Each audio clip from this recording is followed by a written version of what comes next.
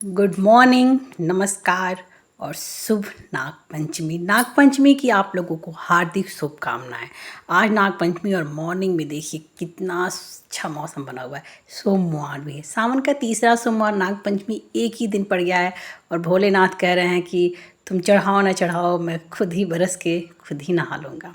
मैं ऊपर गई थी वीडियो बना के, फिर नीचे आई। नीचे मैं आटा गूँथ के गई थी और कल रात में ही हमारा डिसाइड हो गया था कि मॉर्निंग में बनेगा आलू के पराठे, क्योंकि मेरा है फास्ट और मेरे घर में खाने वालों के नखरे हैं बहुत ज़्यादा। 4% 4 पसंद।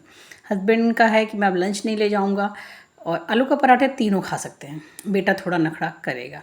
तो पहले ही सोच लिया था हमने कि आज सिर्फ आलू का पराठा बनाऊंगी। रात की अभी दाल बची हुई थी मेरे पास, तो वो मेरे हस्बैंड ले लेते हैं। हस्बैंड को सिर्फ ब्रेकफास्ट करके जाना था, तो आलू पराठा सबके लिए बेस्ट था, साथ में चटनी रहेगी। बच्चे सॉस पराठा ही ले जाएंगे, तो बस पराठा बनाने लगी। और भी मौसम अच्छे थे, बच्चे सो के उठ गए थे, उनको भी उठा रही थी, बीच बीच में उनका भी काम कर रही थी, रेडी कर रही थी। ऐसे ही काम चल रहा था। आज के दिन हमारे मायके में रोटी नहीं बनती है, ससुराल में भी रोटी नहीं, ससुराल में रोटी नहीं बनती है, मायके में रोटी बनती है, क्योंकि नाग पंचमी की पूजा मायके में सप्तमी को करते हैं, जो भी रीजन हो। बाकी पूरी दुनिया नाग पंचमी को करती है। नाग पंचमी का पूजा हमारी आस्था से जुड़ा है कि हम उनके लिए बच्चे उनकी पूजा करते हैं कि वो हमारी रक्षा करेंगे। नाग बनते हैं, यहाँ पे कुछ नहीं होता। जहाँ मैं रह रही हूँ यहाँ किसी के घर कोई नाग नहीं बनते हैं, कोई, तो मैं भी ये सब नहीं करती हूँ रिचुअल्स। बाकी मेरे ससुराल में होता है और वहाँ पे आज पूड़ी सब्जी खीर यही बनता है। मैं रात में ये सारा खाना बनाऊँगी। मैं बना रही थी, तब तक मैं फिर चली गई बाहर के, मैं अपना खिड़की दरवाज़ा खोलने चली गई थी। बाहर मेरी किचन से बाहर का नज़ारा पूरा दिखता है और बहुत अच्छा लगता है। सफोकेशन नहीं होती है, देख के मज़ा आता है। खिड़की मेरी परमानेंट खुली रहती है।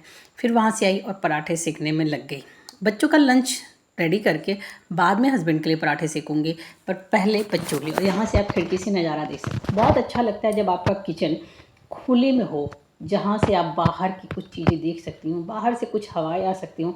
वेंटिलेशन अगर रहता है किचन में, उससे बेटर कुछ और हो ही नहीं सकता।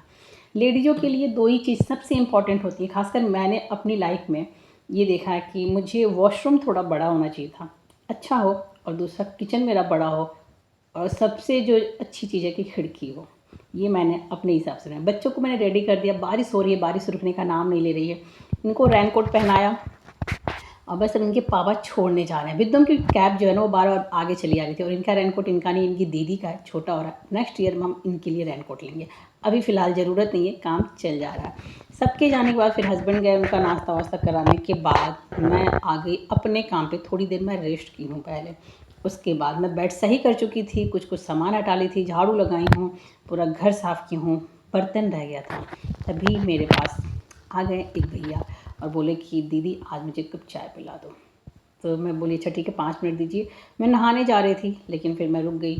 पता है, उनके लिए फिर चाय बनाने लगी। पहले मैं उनको बोल दी थी कि मैं नहा के बनाऊंगी, लेकिन दिमाग में आया कि ना जाने किस रूप में नारायण मिल जाएंगे। भगवान तो हर कण में हर जगह वास करते हैं, हो सकता है कि ऐसे ही प्रभु याद कर लिया। मैं रुक गई, बर्तन वॉश नहीं की थी, तो मैं चाय चढ़ाई, बर्तन वॉश करने लगी। इसके पहले मेरा मन था कि मैं नहा के आऊँगी, बाद में भी बर्तन धुल लूँगी। बर्तन बहुत ज़्यादा था नहीं, बहुत कम। आलू के पराठे या कोई पराठे बनाते हो तो बर्तन बहुत कम रहते हैं, लेकिन जब खाना आप ढेर सारे बनाते हो वैरायटी, तो बर्तन आपके ज़्यादा होते हैं। चाय चढ़ा के मैं बर्तन धुलने लगी और ये सोचने लगी कि हमेशा पूजा टाइम पे हो ये ज़रूरी नहीं है। अगर सामने वाला सामने से अगर कुछ कह रहा है, उसकी बात अगर हम मान लें, वो ज़्यादा ज़रूरी है। मेरी दादी कहती थी कि भूखे ब्राह्मणों खाली पेट चमार को खिला दो, पर खाली पेट भूखे चमार को खिलाओ, वो ज़्यादा पुण्य होता है। भरे पेट ब्राह्मण खिलाना पुण्य कमाना नहीं। हमेशा कर्म पे वो बहुत ज़्यादा फोकस करती थी। कहती थी कि भोजपुरी में कहावत कहती थी, सोच रही कर्म तो का करी है बरम। तो कर्म बहुत ज़रूरी होता है, ये मैं भी मानती हूँ कि कर्म प्रधान होना चाहिए।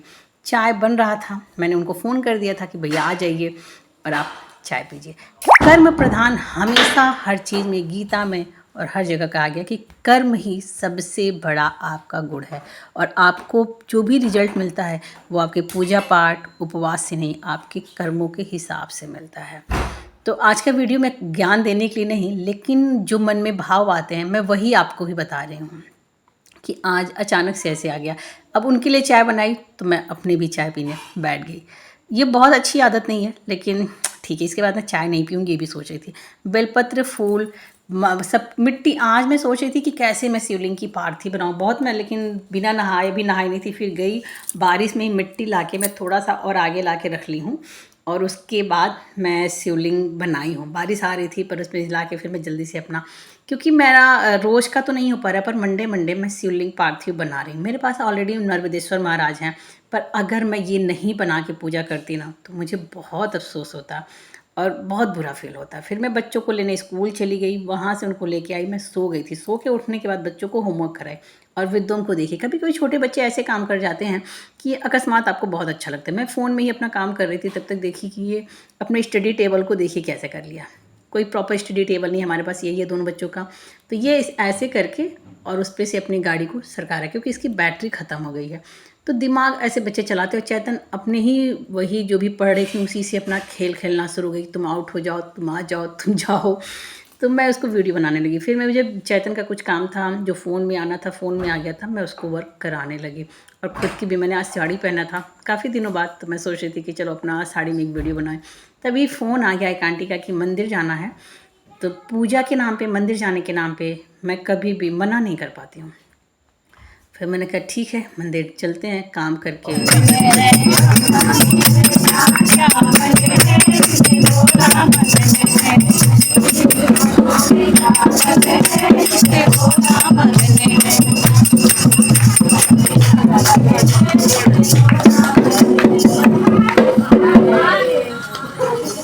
देखो यहाँ आओ, आपने इधर आओ।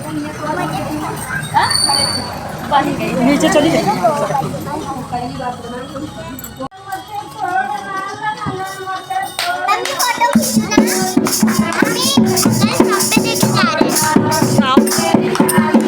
लेकिन जल्दी आना।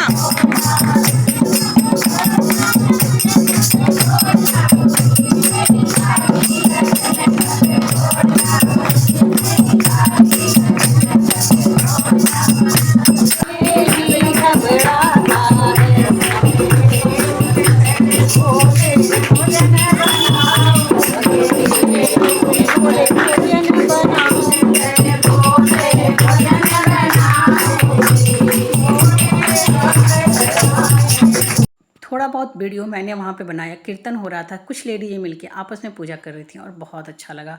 इसी बहाने मैं भी मंदिर आ गई, वरना सच बताऊँ तो मंदिर आना जल्दी हो नहीं पाता है। अगर वो नहीं कहती आंटी तो मैं नहीं आ पाती। अच्छी जगह जाओ, पॉजिटिविटी मिलती है, मंदिर आके आपको हमेशा संतुष्टि मिलती है।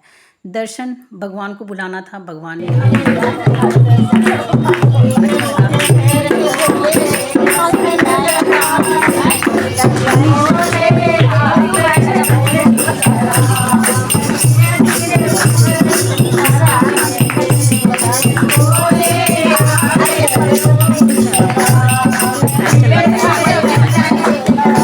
करो तब तक लाइट चली गई। मैंने बोला महादेव खुद ही लाइट ऑफ कर दिया और आरती शुरू हो गई। अच्छा लगा, अंधेरे में भी देखिए कितना अच्छा लग रहा है। सबने अपना फ़ोन जलाया, थोड़ा सा मैं लाइट जला के रिकॉर्डिंग करने लगी और महादेव की सुंदर छवि सब बहुत अच्छी लगती है। अपने आप बहुत अच्छा सा फील होने लगा महादेव को दर्शन करके। ये छवि भी बहुत अच्छी है। चलती हूँ, नेक्स्ट ब्लॉग में मिलती हूँ। Bye bye.